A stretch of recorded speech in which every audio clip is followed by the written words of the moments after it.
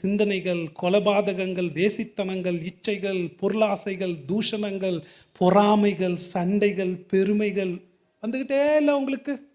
எப்போ பார் நிற்கவே மாட்டேங்குது, வந்துக்கிட்டே இருக்கு. யார் மேலேயாவது கோவம், அவங்க மேலே ஆத்திரம், இவங்க மேலே ஆத்திரம், இவங்க மேலே கோவம். இயேசு என்ன சொல்கிறாரு?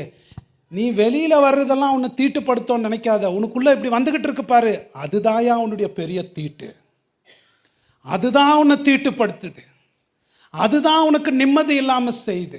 வெளியில இருந்து வர்றது இல்லை பிரச்சனை, உனக்கு உள்ளுக்குள்ளே இருந்து வருது பாரு, அதுதான் உன்னை தீட்டுப்படுத்துகிறது. அப்படின்னா என்ன அர்த்தம்? தீட்டுப்படுத்தினா ஒன்றும் செய்யாமல் இல்லை, அது நம்ம மனசில் பாரத்தை ஏற்படுத்தி ஏற்படுத்தி நம்ம சப்கான்ஷியஸில் குற்றத்தையும் தீட்டையும் நிரப்பி நம்மளை ரெஸ்ட்லெஸ்ஸாக, நமக்கு ஒரு கான்ஃபிடென்ஸே லைஃப்பில் இல்லாத மாதிரி, ஒன்றுமே செய்ய முடியாமல், ஒன்றுமே சாதிக்க முடியாமல், ஒன்றுமே ஆண்டவருடைய அருள் இல்லாத மனசை பாரப்படுத்தி பயத்தில் குற்றத்தில் நம்மளை நிரப்புறது. அதுதான் எங்கே போனால்